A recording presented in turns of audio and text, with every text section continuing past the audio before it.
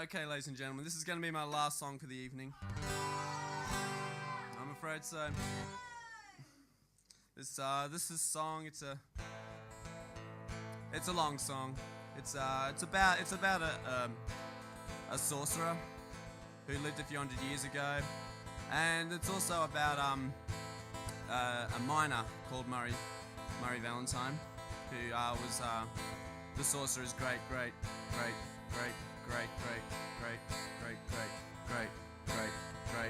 grandson, and it's about a curse. It's called Curse of the Valentines.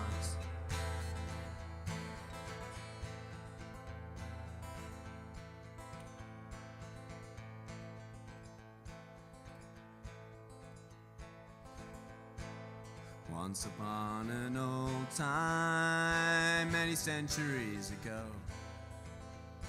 in a land that's strange and foreign, there was probably ice and snow.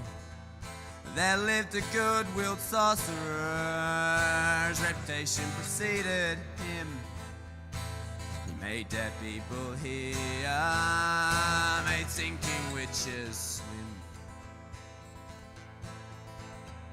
He was a man of power and he cast great many spells, until one day the devil came up from his home in hell. Satan said, "Hey boy, I like your style, you can come and work for me. Cut you in on a wicked deal and accommodations free." Sorcerers called Richard, but they called him Dick the Great. And Dick spoke back to the devil, said, "You've made a big mistake. You chose the wrong magician, I work for the other side. I know you've been much better, but I've got to keep my pride." The devil said, "See that I cannot change your mind." And the room it suddenly went dark, and the devil he spoke these lines. He said, "Curse you to the blazes, you will never go to heaven. All your sons are gonna die when they're 27. And no son ever since has ever lived beyond his prime. And no son ever will survive the curse of the Valentines." His son died soon thereafter, and his son's son died as well. His son's son died also, and his son's son's dead. If we skip some generations and continue down the line to sometime last December and a Murray Valentine. Young Murray was a miner and say, "I work down in the pit. Play is good, the food is cheap, and the social life is shit." And one day young Murray's mother said, "Son, I think we need to have a little chat." She spoke about the devil and a man called Dick the Great. Now if you remember from what I was saying before, Dick the Great was Murray's great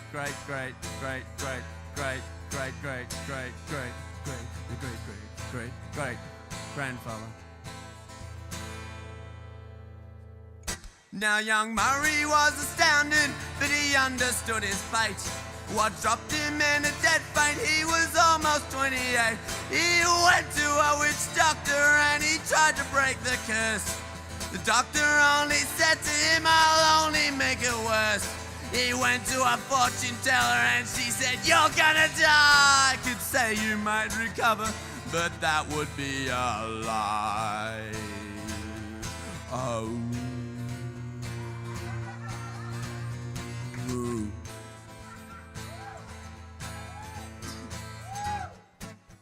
Now, after several unsuccessful excursions into the mystic realm, Murray decides he's going to give it one last shot, and he's going to go to a palm reader.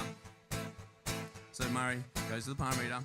The palm reader takes Murray's palm in the palm of her hand, and with her finger, she points to a line on Murray's palm. "Murray," says the palm reader, "this is your lifeline, Murray. And it appears your lifeline has a bit of a gap.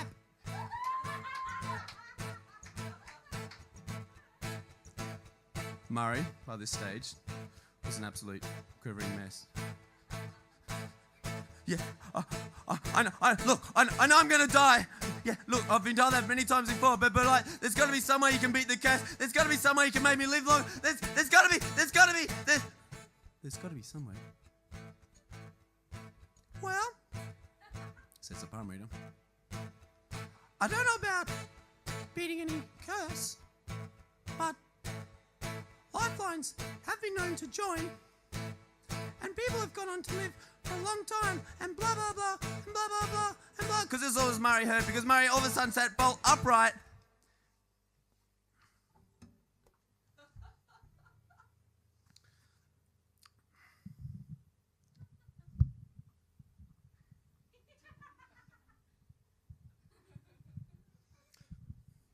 He ran out of the palm reader after slapping his $20 down on the counter.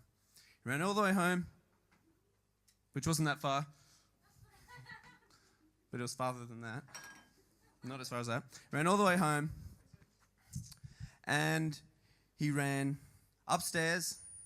There were 2 flights. So he ran up another flight of stairs, and then he realised that, shit, there's another flight. So he ran up another flight of stairs, goes to the bathroom, pulls out the second drawer down, pulls out a razor. Now, it's one of those big, chunky, heavy metal type razors, right? You know, the old style ones. And so what he does is he gets he starts unscrewing it, right? He gets out the razor blade, and what he does, I need someone to hold the microphone for me. So anyway, hold up here. And so he gets the razor blade, it's his hand, and he's there with the razor blade, and he's still frantic, he's going wild, and he's there, and he gets the razor blade, and he joins it, puts it up to the gap, and he starts cutting really, really slowly. He's going, okay, I'm going to do this. I'm going to join the lifeline. I'm going to live longer. I'm going to life be in it. That's what Norm said, right? Right, life be in it. So he's there, he's cutting, blood is trickling down his wrist, but he cannot notice. He is just so far gone. It is not funny. And he's there cutting away, and he's within like a micrometer of cutting there when all of a sudden he slipped.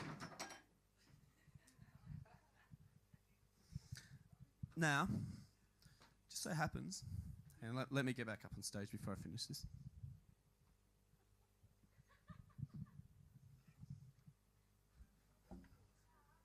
Now,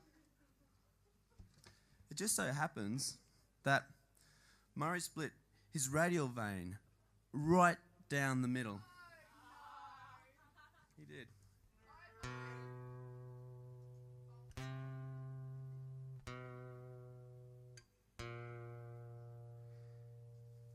He bled just like a geyser.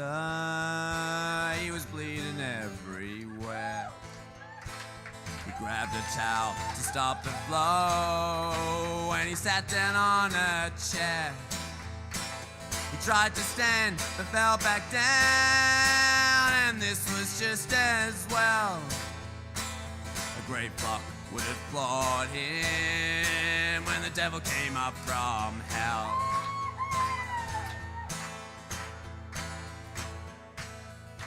Now the devil, he just stood there and laughed his stupid, devilish laugh.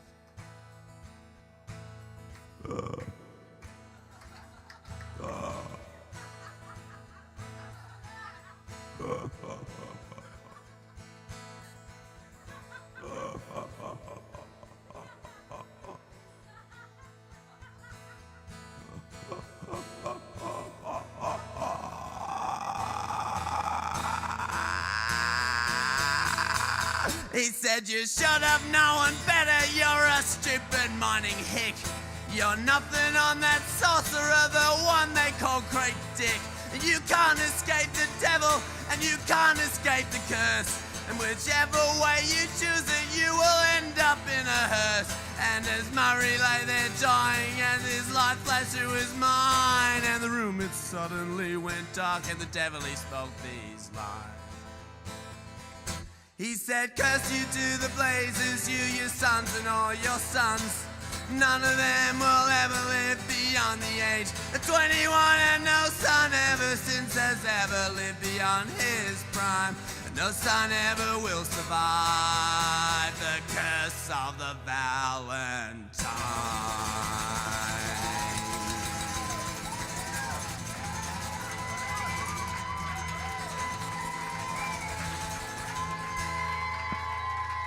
Thank you very much. You've been wonderful.